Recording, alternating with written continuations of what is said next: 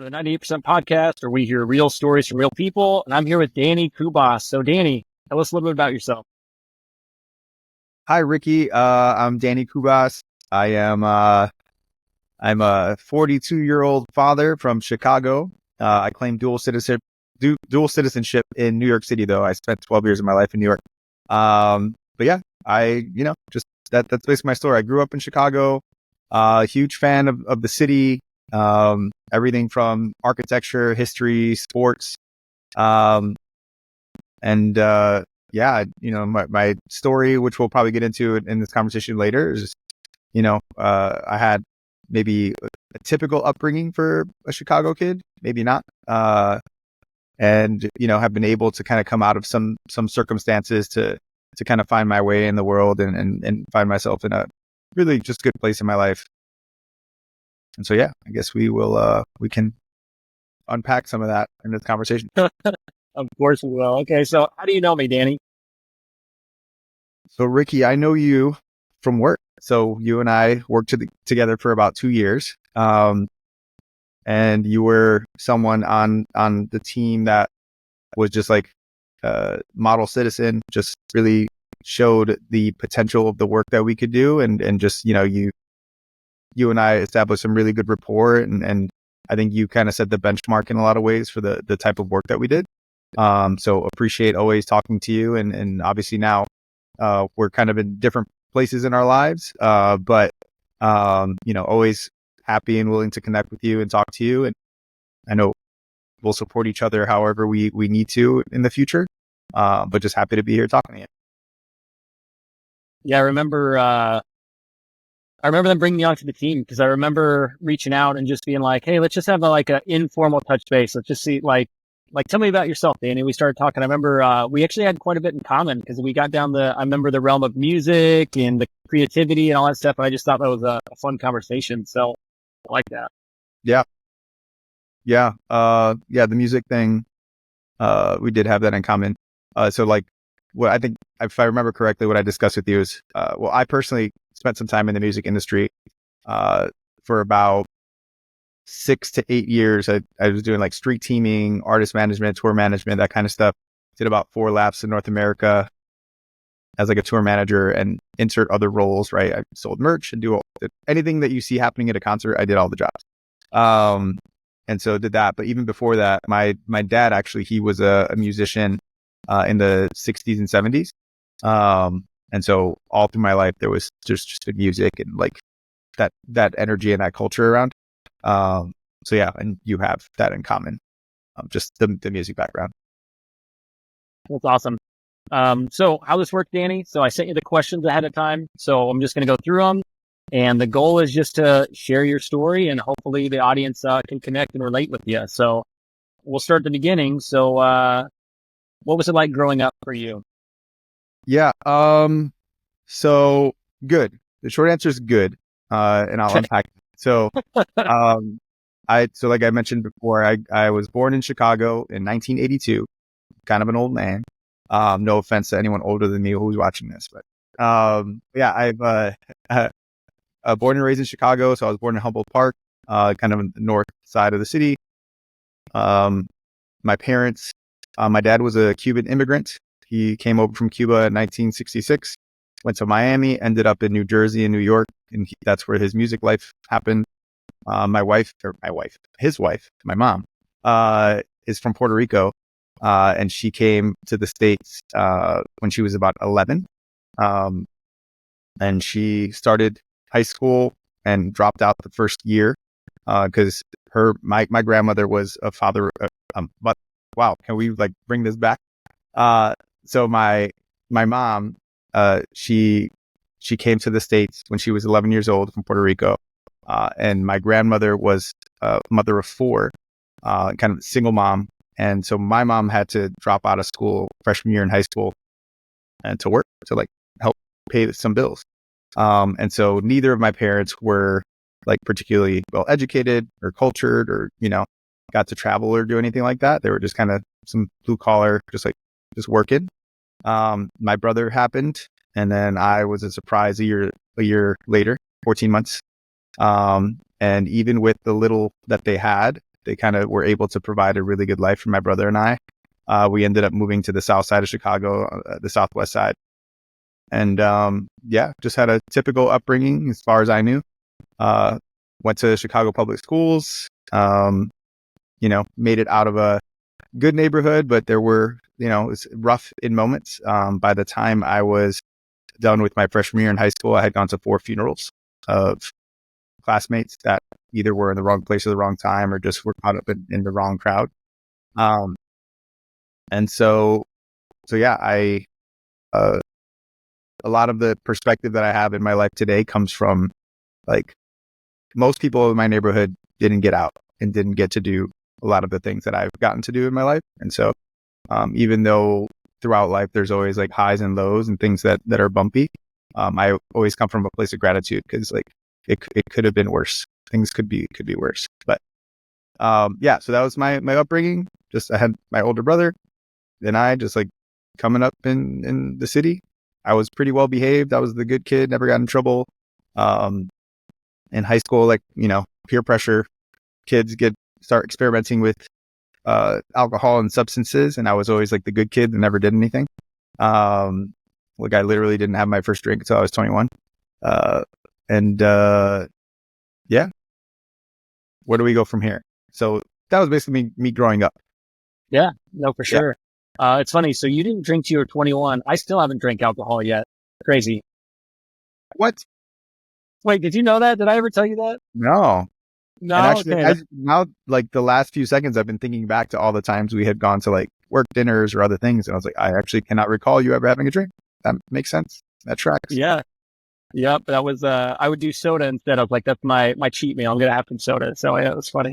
But, yeah, interesting. So I like that you mentioned that like you kind of never forgot where you came from. So it was kind of like troubling things happen, but you always thought like, hey, it could be worse, and being grateful for where you're at. And it's funny, that brought me to another thing. So I remember our first conversation, we talked a lot about Stoicism too, which that's a Stoic principle, which I think is kind of interesting as well. Yeah. Yeah. That's actually, so you gave me the questions in advance, and I was actually going to bring that up at some point. But I think I fortunately or unfortunately had the example of others ahead of me, right? So I had my older brother, and then having people or kids in my periphery growing up that were like not doing the right thing. And so just observing that happening around me and seeing the consequences of what was happening to them just gave me the perspective of like, hey, you go do that. I'm going to hang out over here. And so I've just kind of always stuck with me. And as far as Stoicism go, I've always been just like kind of like a quiet observer, like introvert. And later in life, like actually recently, like in the last 4 or 5 years, I've discovered Stoicism. A while back, I was into like Zen Buddhism and the Tao and all that stuff, but recently just got into like Stoicism. And I'd find that it just applies to a lot of how I behave and how I go about my life naturally. Yeah. I've more to say with the future question now. Yeah, no, we'll totally get to that.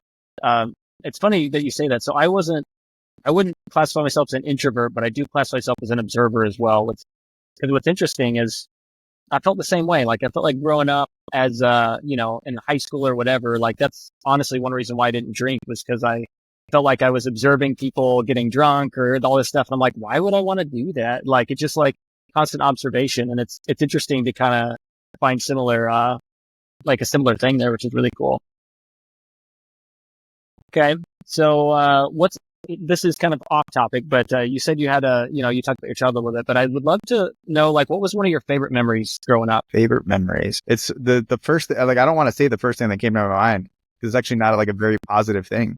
Yeah. But it like, clearly it stuck with me. So let me just say this.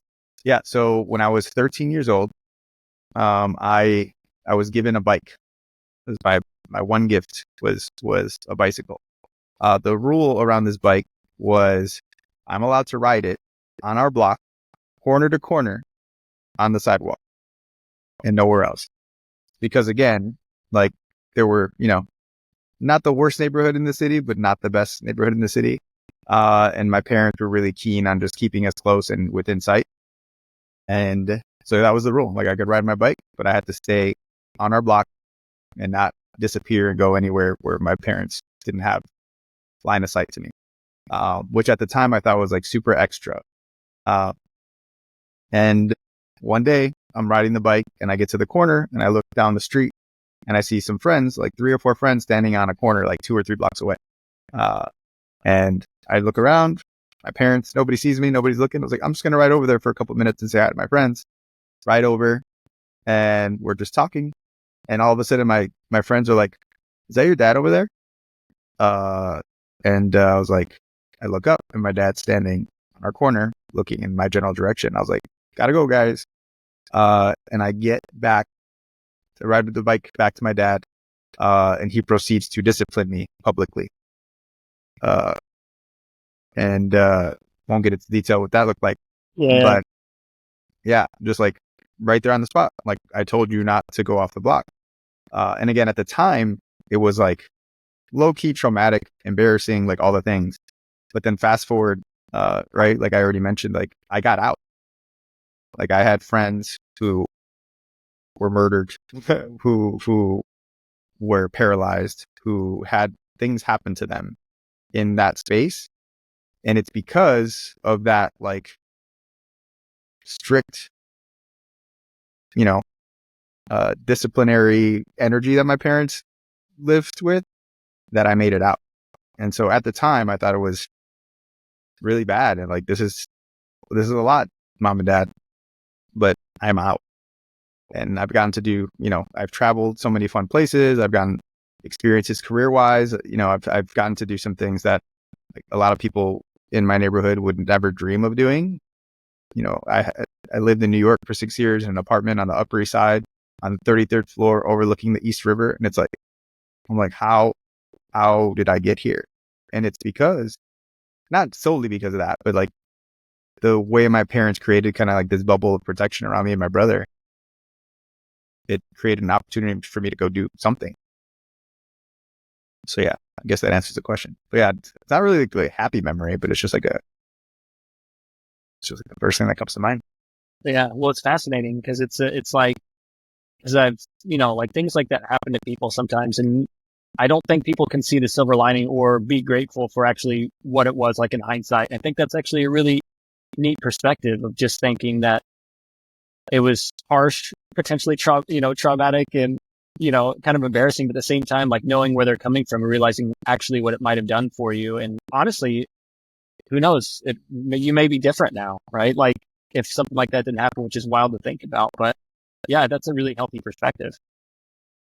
Although I have 2 kids now, and I don't know that I would respond that way, but it worked for me. Yeah. It worked for me in the late 80s, early 90s, but they probably wouldn't. Yeah. I got you. Yeah. Okay. Cool. So let's go to the next question. This is one of my favorites. So what's the biggest struggle that you've made it through?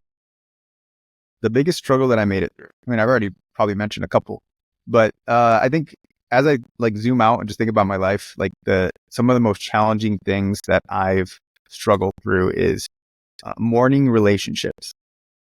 And so, right, there are people and experiences that we are privileged to meet and interact with and enjoy. And then for one reason or another, it goes away. People grow apart, they grow distant. People's lives go in different directions. Sometimes you have a falling out with someone. And I think thinking back, like those moments of like mourning relationships of like, hey, this person was really special to me and now they're not here. They're somewhere, they're around, but we're not in each other's lives. I think that I've had a few moments like that throughout the course of my life that I would say kind of like some of the more challenging things. But here's like a weird thing in my adulthood where in retrospect, like I'm okay with it. Bluey. So, I mentioned I have a 1-year-old and a 3-year-old. Yeah. I watch plenty of cartoons these days. But Bluey, for those who don't know, is an amazing cartoon that appears to be for kids, but it's actually for parents. And so there's a specific episode called Camping. And it is hands down my favorite Bluey episode.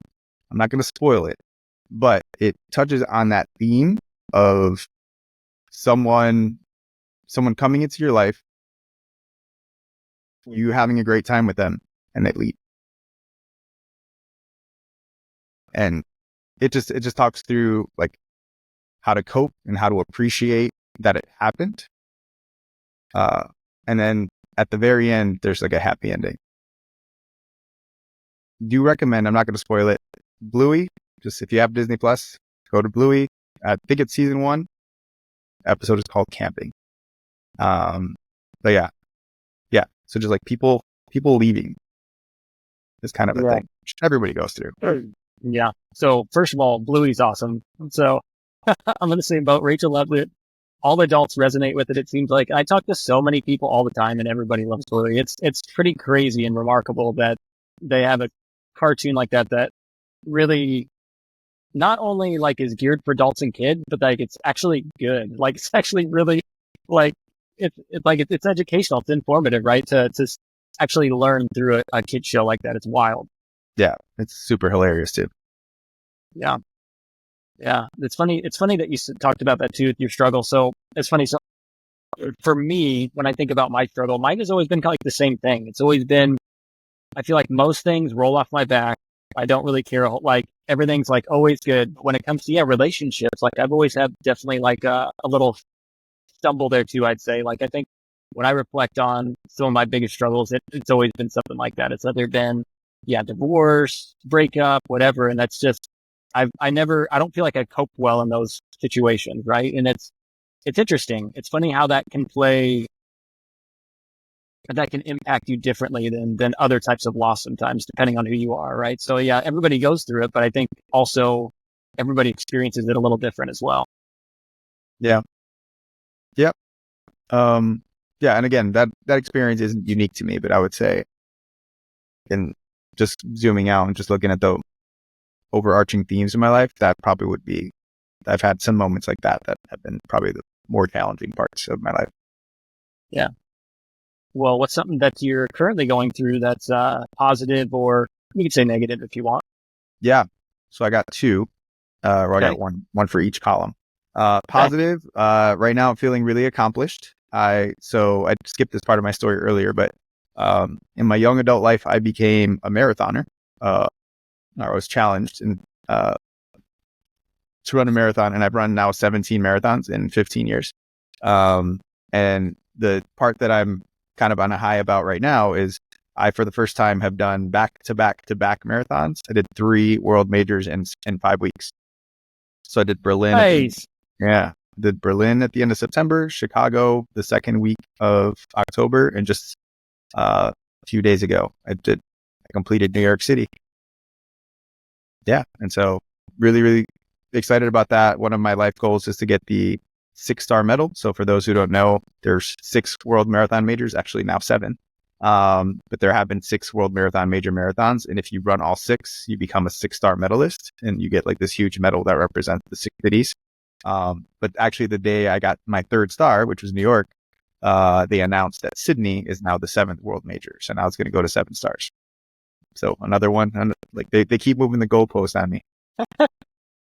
Dude, that's awesome. I want to say congrats on that, because that's a big deal. And first of all, is it easier to do it that way because you're already in shape? I'm just curious. Yes and no. Yeah, it's like one training cycle, and you do 3 marathons.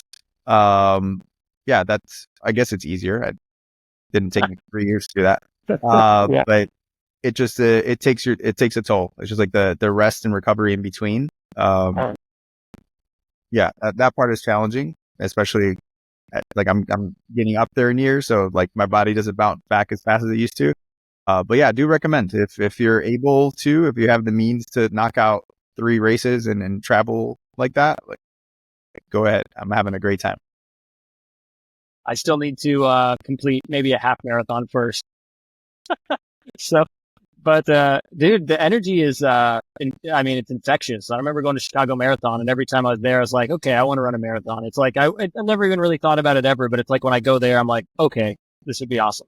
Weird. Yeah, I don't know how far this podcast is going to reach, but I might hurt people's feelings in this. I've run Chicago. I'm from Chicago, right? But I dual citizenship from New York City. New York City Marathon is hands down the best marathon on the planet. Really? And again, I feel really strongly about Chicago. I love Chicago. I've actually run it 13 times, but New York City, like it's unmatchable. I cannot imagine another place, another race that brings the energy and the overall experience that New York City does. And so, run a marathon. Anyone, I recommend to run a marathon. But if you can get to New York, do New York. But you have to train for the hills or for the bridges. I struggled a little bit with that. I was prepared for the distance. I was not prepared for the elevation changes, but Yeah, I had fun. It was like my most enjoyable experience so far running marathons. it's awesome. And then the second part of your question, like a negative thing, it's kind of current events related. I won't get too deep into it, but we just had some elections in our country. Mhm. And what I'll say is the outcome has me thinking a lot about my daughter. And right, there are potentially some implication in you're a girl dad. So there's potentially implications here that could affect, well, both my kids, but specifically my daughter, that are concerning and troubling for me. And so the mood hasn't been extremely high, since election day. But yeah, I won't get too deep into that, but I think that the strong point on that sentiment is just like how it can affect my kids. Interesting. Yeah. Um, yeah, I'll be honest. I haven't put a whole lot of thought into a lot of that, so I have no idea what's even going on. So, so I'm not in the loop here. Yeah. Okay. Well, so let's see. Who is someone who has changed your life that doesn't know it? I won't say full name, but April, her name is April. Long story. So this is the person who challenged me and told me I couldn't run a marathon. And, so long story, this goes back to 2008. I was doing music things and like traveling, and, I got into this circle of friends, that led me to find like a regular weekend bar. And so I would go out with these friends, and like literally every weekend we'd go visit, this particular bar, and the bartender was this young woman named April, who was really amazing.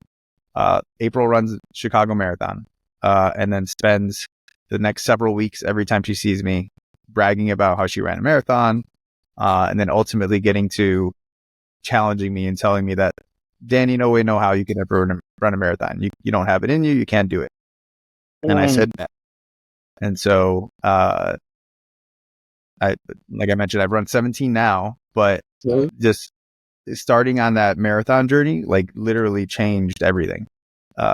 From career, the running expertise that I got, or like that coming into that world, allowed me, in my line of work today, right? We working for a sports company.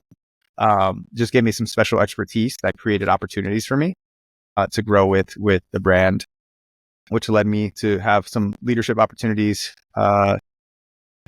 in Chicago, and ultimately it took me to New York City, where a lot of those life experiences that I wouldn't have experienced, that where my life started, I would not have expected to be there. Like the running detail is what got me there, ultimately. And even today, like there's elements of my work that are fully informed and influenced by that part of my life. And so if not for April saying to me, I ran a marathon and you can't do it, my life does not go this way. Yeah. Dude, that's awesome. It's funny how like sometimes it's not even like good advice someone gives you that changes your life. It's sometimes something like that. It's like it's a challenge almost. Like you can't do it. And it's funny. There's a lot of stories where people do amazing things just because they were told they can't. So it's funny that that's what set that in motion. And it's funny because to your point, like that set off a whole chain of events that would have more than likely not played out had you not done that. It's No, wild. and I'm skipping details because in my work, and as I was growing in my work, I met my wife at work, and right, end up getting married. The two kids that are downstairs, like they don't exist without that challenge or without that dare. And so it's funny, like butterfly effect, like how these little things in your Yeah. life, little nudges, can change a lot. And then so to answer your question, that person, April, she doesn't know, She has no clue, but like literally every aspect of my life, from personal life, love life, family, and work. Like if not for her, none of this goes this way. Wow. That's wild. It's got to be wild too, just running that back to just thinking about this little event here, this little thing that happened, this little thing, and just keep going back to it. That's so wild. Okay. So what's a skill or talent that you'd like to share with us?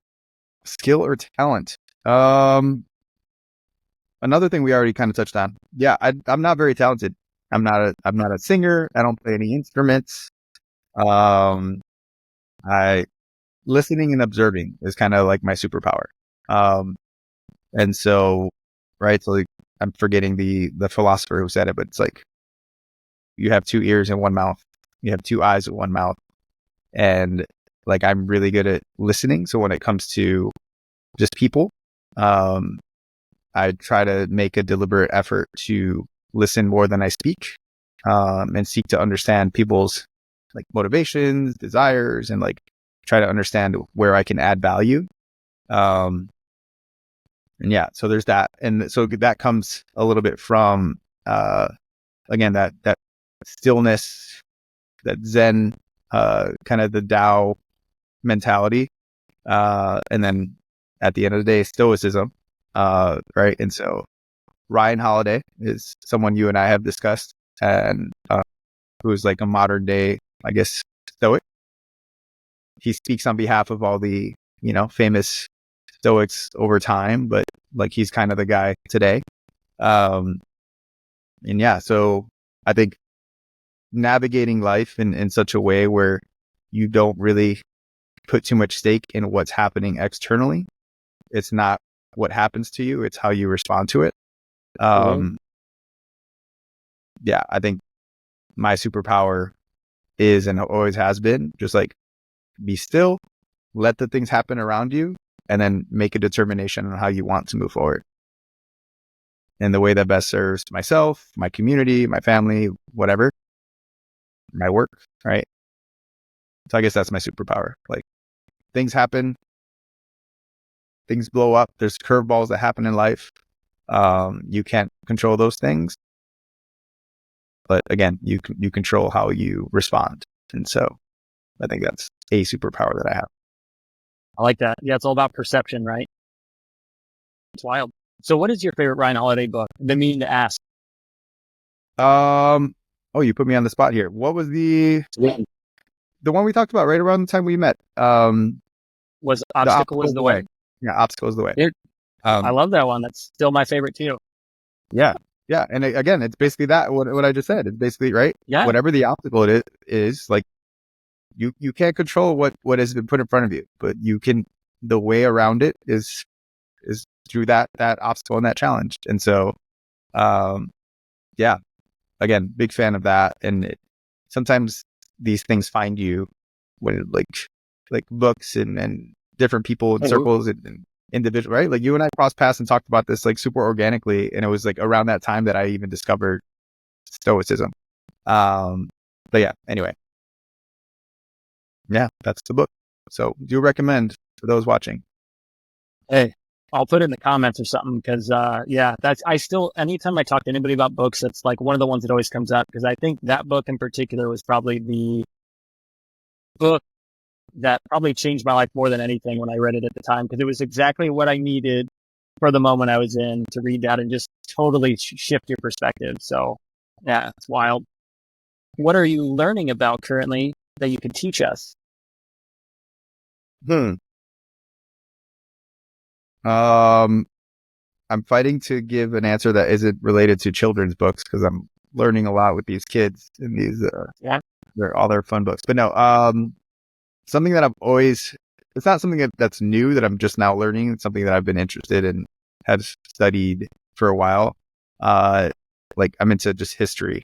And specifically I've been interested in Native American history. And so kind of turning back the clock. And I like going places where, like, if I'm in Chicago or if I'm in New York, I like to kind of stand there and just think about, like, what was this like? What would it have been like standing in this spot 100 years ago? Right. through architecture, you can kind of do that and just think about like, oh, this building was here 150 years ago. And so just imagining like what it would be like to be a part of that time. And so again, I get into history and I think about these things. And so if you, in this country, you turn back the clock, eventually when you're going backwards in history, there's this story of Native Americans or First Nations. And yeah, so just learning a lot about that. And there's a book that I found a few years back called A People's History of the United States. That just gives like this really comprehensive picture, just completely fact-based, no spin, right? Because when you read any history book, typically it's written from the perspective of the winner, like the winner. Yeah, exactly. Right. And this book is written from a completely fact-based, objective point of view. And it goes through literally the history of North America or the Americas, whatever we know, from historical data, all the way through, European colonialism and et cetera through modern day. And so this book specifically talks about the things that happened in the United States since the inception. And there's a lot of Native American history in there. And so just fascinating stuff. So do recommend that book. Howard Zinn, Zinn. So Howard Zinn wrote A People's History of the United States. And yeah, and a lot of fascinating things in that book too. It's like in the 1800s in the United States, there were actually 2 civil wars. And obviously the one that we talk about is North versus South. But the other one that happened concurrently was labor versus capital. So basically, just common folk working to live their lives. And then, railroad barons and bankers and things like that. And there was the reason we have unions today is because of this civil war that occurred in the 1800s in the United States. Anyway, I'm going off on a tangent, but learning about history, and I find that book fascinating, just because it's super fact-based and not spun in any direction. So it's just good reads, just kind of enlightening. Yeah, I've heard of that book. I haven't read it yet, but I've heard it from multiple people, so I might need to check that one out. Yeah, I would recommend the audiobook because it's a very long book. And the audiobook I think is 32 hours long if you listen to it. Well, I prefer audiobooks, so there we go. Okay, cool. So what are you doing for fun these days? Honestly, just these kids. Just enjoying these kids. Again, my son just turned 3. My daughter is 1. And yeah, and living life through their eyes. Again, with context, going back to the beginning of our conversation, with context of my experience growing up, it's just fun to see, the way they're learning about the world and perceiving the world and experiencing the world. Yeah, it's so much fun, learning things and just watching them learn and seeing their gears turn and the simple things just make them happy. I spent $1.19 on a Hot Wheels car for my son, and his month is made. Or we'll go get ice cream or a donut, and or even peekaboo with my daughter. These simple things that just make you realize how important the stresses of life are not. It's all the things that stress us out at work, or anywhere else in life. It's what does that matter when all you need is your family and your people and yeah. So I mean that's what I'm doing for fun. I'm doing this marathon stuff and whatever to try to maintain my fitness. I'm not training for marathons. I'm training for the 81-year-old version of me. So there's that whole element of things I do for fun, but really at the end of the day, it's just I'm having fun with these kids. I think they say the most time you'll ever spend with your kids is in the first 10 years of their life. Right? Because then they find new friends and hobbies, and then they go to school, and then they're off in college, and then they go live their lives. And so the bulk of the time you spend is in these first 10 years. And so I'm just immersed there. And this is fun for me for the next decade. Yeah, it's wild. Yeah, you're the most important person in a kid's life until age 10, and then friends and other relationships, and then once they move out, they have a whole little chart that's sad to see, and it's you've already seen your child by the time they leave the house like 90% of the time. So it's like the whole rest of the life is you're going to see them about 10 more percent, which is just wild to think about. It makes you really want to cherish the moments. Yep. Even when my kids are bad, like stressing me out, like I'm still happy because I know there's going to be a day where I look back and I'm like, I wish they were here stressing me out. But Yeah, yeah, that's it. It's the kids. okay, cool. Okay, so this is a fun question. So we covered a lot of stuff today. So if we could turn your life story from when you were born to now, what would the name of that book be called? Actually, this is a conversation I've had with myself for a long time. A Mixtape and a Dare is the name of the book. Okay. Because those are the two things. So the Dare we've discussed, right? It was April who challenged me and told me that I couldn't run a marathon. But before that was a Mixtape. It was right out of high school. My parents went out of town and my brother and I threw a party. And this is back when people still had cassette players in their cars. And somebody brought this Mixtape cassette out of their car and brought it to my house. And they just played a bunch of music that was new to me that, I just really enjoyed, which led me to look up some bands. I ended up joining some like street teams to promote shows for some bands, which led me to meet some bands and got me deeper into that world, which led to that artist management, tour management stuff later.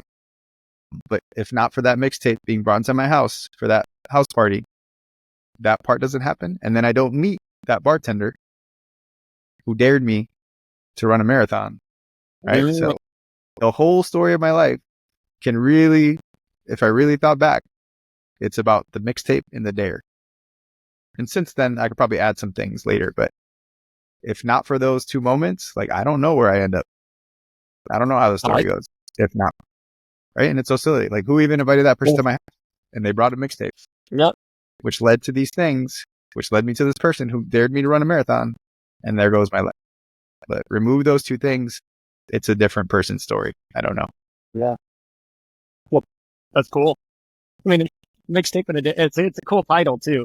So that's going to be the name of the thumbnail, by the way. So our video is going to be called that. Okay. Just FYI. So that's what I always do with this question. So nice. Cool. So then, so we have two questions left. So before we get into the final question, this is kind of your time if you want to share anything extra we didn't talk about, if you want to promote something right now, whatever you want to do. This is kind of like your 15 minutes of fame type thing. So yeah, it's going to be more like 15 seconds. I have nothing to sell. Okay. Okay.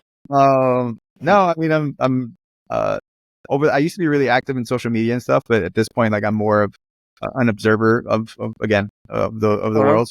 If someone were to follow me on Instagram, you would see occasional stories and maybe three to six posts a year. But if anyone's interested in that, it's Danny Cubas, DANNYCVBAS. The V is for like Roman numeral. Like if you go to the Art Institute of Chicago, the U in Institute is a B. So that inspired me to just change the U in my name to a V. So DANNYCVBAS. Cool.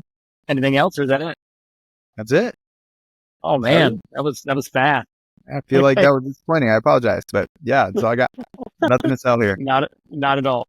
Okay, so last question. So this is one of my faves. So what we do is we have this little tradition. So the last guest answers the question from a previous guest and creates the question for the next guest. So what we're going to do is the last guest, this will be a surprise to you, left a question, and I think it's really fitting actually for what we've covered, which is kind of cool, and just knowing who you are.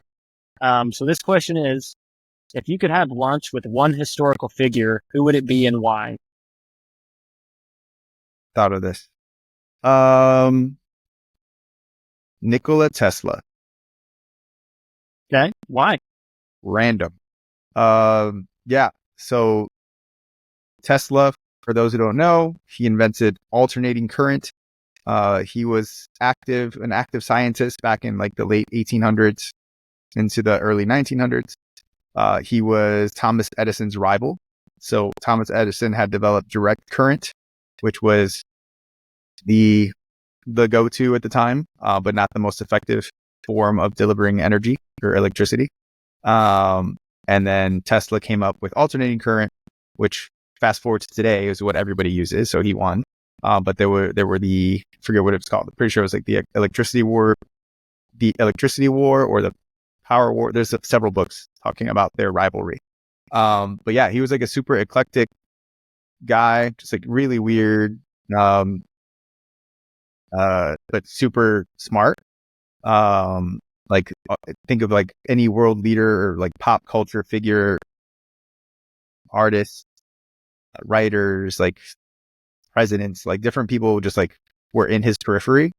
And he was just like this random weird dude who was just like fighting this electricity war with Edison. And then he ended up living out his years in a hotel in New York City, in Bryant Park. For anyone who's familiar with New York City, there's a little park in Midtown called Bryant Park that he spent his last days just like feeding pigeons there. And because he believed one of the pigeons was the spirit of his mother. So like his life went in a weird direction, at the end, but he actually influenced a huge part of the way we live, how the world works today. And he was just like this weird dude who just had some ideas that just popped into his head. Anyway, another thing to read about. I can't think of a specific book, but I have several somewhere in a pile. But yeah, if I could go back in time and go to dinner, go back to the late 1800s. Specifically, I would go back to the Chicago World's Fair of 1893, which he powered with alternating current. And I would have dinner with him in Chicago and just ask him some questions. Nice. That was a longer answer than me selling a thing. Like, yeah. Yeah. Nikola Tesla. Yeah. Yeah. It's funny. Right when I read that, right before our conversation, I was like, this is perfect. Like just knowing you, I was like, you probably already got an answer for it, and you totally did. So, you know what that reminds me of? Have you ever watched the movie The Prestige? Yeah, he's in it. Yeah, David Bowie plays. Yes. Yeah. That's what it reminded me of. I love that movie. Yeah. So also David Bowie, I would love to go back and have dinner with him. Rest in peace. But yeah, that character in The Prestige was Nikola Tesla. Yep. Yeah. So, okay. So what question would you want to leave the next guest? What is the happy 5-year older version of you doing?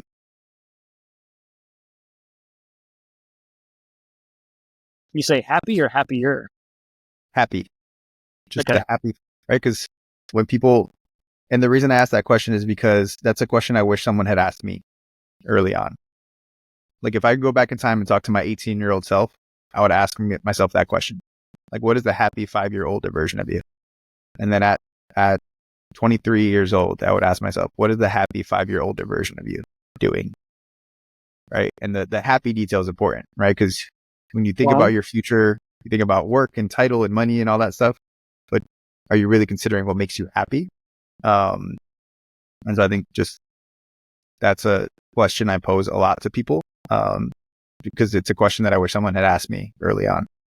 Again, everything worked out for me, but if I had considered those things earlier in life, things would have been different. But then I never would have gotten the mixtape. I never would have gotten the dare. And then, but anyway, yeah, think about the 5-year older happy version of you. What are you doing? Love that. Yeah, it's funny because usually people go back to like, what would you tell your younger self? So it's funny to kind of say like, from now, what are you telling your future self? It's a good spin on it. Yeah. Okay. Well, Danny, anything else you want to share before we close out? No, I appreciate you. Yeah, thanks for reaching out. I like to listen to people's stories. I'm not really big about sharing much of mine. So it's a rare opportunity for me to have a conversation like this. But yeah, appreciate you. Best of luck. We haven't worked together for a little while, but appreciate that, you and like, it's inspiring to see all the things that you've invested in yourself, including this podcast. Yeah, man, keep going, keep doing what you're doing, and we'll be watching. Will do. And I appreciate you, being open to hopping on here. It's been a nice conversation. Okay, cool. Well, I will, catch you around. Okay. All right. Bye-bye. Okay. Well, I'll see you later.